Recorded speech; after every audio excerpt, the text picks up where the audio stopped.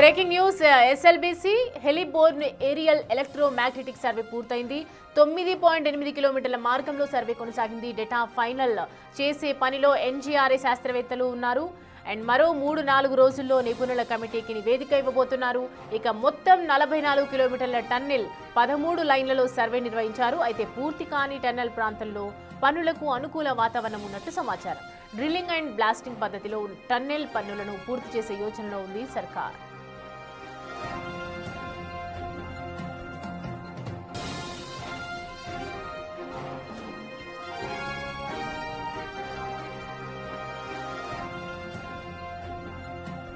ఈ అంశానికి సంబంధించి పూర్తి డీటెయిల్స్ అందించడానికి మా ప్రతి శంకర్ మనకి జాయిన్ అవుతున్నారు.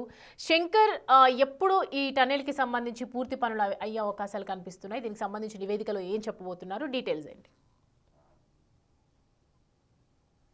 సౌమ్య, ఎస్ఎల్బిసి టన్నెల్ కు సంబంధించి పూర్తి స్థాయిలో ఎలక్ట్రోమాగ్నెటిక్ సర్వే పూర్తి స్థాయిలో కంప్లీట్ అవుతూ వస్తుందని చెప్పి కూడా తెలుస్తుంది. మొత్తంగా గత వారం నుండి కూడా అంటే 10 రోజుల ముందు నుంచి కూడా ఎస్ఎల్బిసి టన్నెల్కు సంబంధించి పూర్తి స్థాయిలో టన్నెల్ను పూర్తి చేయాలని చెప్పి ముఖ్యమంత్రి రేవంత్ రెడ్డి ఆదేశాల ప్రకారం కూడా ఉత్తమ్ కుమార్ రెడ్డి దీన్ని చాలా ఛాలెంజింగ్గా తీసుకున్నాడు. అక్కడికి ప్రముఖులైనటువంటి కొంతమంది రప్పించడంతో పాటు ప్రపంచ స్థాయిలో అత్యాధునిక సాంకేతిక పరిజ్ఞానంతో హెల్బోర్ ఎలక్ట్రోమాగ్నెటిక్ సర్వేను కూడా అక్కడ చేయించడం జరిగింది. ఇదంతా కూడా హెలికాప్టర్ ద్వారా సమాంతరంగా 44 కిలోమీటర్లు ఉన్నటువంటి ఎస్ఎల్బిసి టన్నెల్ సమాంతరంగ వేదికగా కూడా దీన్ని 13 లైన్లలో ఈ యొక్క సర్వేను కంప్లీట్ చేసినట్టుగా తెలుస్తుంది. దీంట్లో ముఖ్యంగా ఎన్జీఆర్ఐ బృందం ప్రధాన పాత్ర పోషిస్తూ వస్తుంది.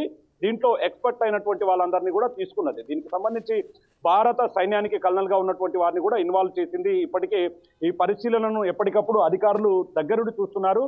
మొత్తంగా ఎస్ఎల్బిసి మొత్తం 44 కిలోమీటర్లు అయితే ఇంకొక 9.3 కిలోమీటర్ల టన్నెల్ను గతంలో మిగిలిపోయింది. గతంలో టీబీఎం మిషన్ ద్వారా టన్నెల్ బోరింగ్ మిషన్ ద్వారా కూడా ఈ సొరంగం పనులన్నీ కూడా జరిగాయి. మొత్తంగా ఇప్పుడు చేసినటువంటి సర్వేలో ఈ 9.3 కిలోమీటర్లంతా కూడా సొరంగ తవ్వకానికి అనుకూలంగా ఉన్నట్లు ఒకవైపు అధికారికంగా చెప్పలేంపటికీ మనకైతే పూర్తి స్థాయి సమాచారం వస్తుంది. దీనికి సంబంధించి 800 నుంచి 1000 అడుగుల లోతులో ఉన్నటువంటి మొత్తం భూమి లోపల ఉన్నటువంటి పొరలు అంటే ఎక్కడెక్కడైతే నీటి కుంటలు ఉన్నాయి, ఎక్కడెక్కడైతే సియర్ జోన్లు ఉన్నాయి, వీటన్నిటిని కూడా 3D చిత్రీకరణ రూపంలో కూడా బయటికి తీస్తారు. ఆ చిత్రాలన్నింటినీ కూడా ప్రభుత్వానికి సమర్పించనున్నారు. మొత్తంగా 9.3 కిలోమీటర్ల టన్నెల్ డీబీఎం పద్ధతిలో చేయాల్సి వస్తుందని చెప్పి కూడా మనకు సమాచారం వస్తుంది. అంటే గతంలో టీబీఎం ద్వారా చేశారు, ఇప్పుడు మాత్రం డీబీఎం అంటే డ్రిల్లింగ్ అండ్ బ్లాస్టింగ్ విధానంలో ఈ యొక్క ప్రక్రియను కొనసాగించేందుకు కసరత్తులు మొదలు పెడుతున్నటువంటి సిచ్యువేషన్ ఇక్కడ కనపడుతుంది. ఇప్పటికీ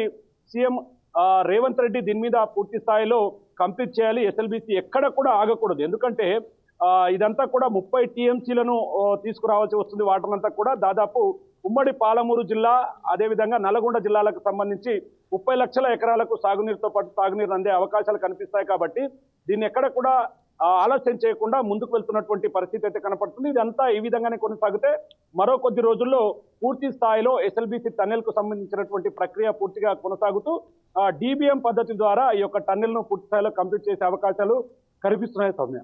right Shivashankar, thanks for the updates.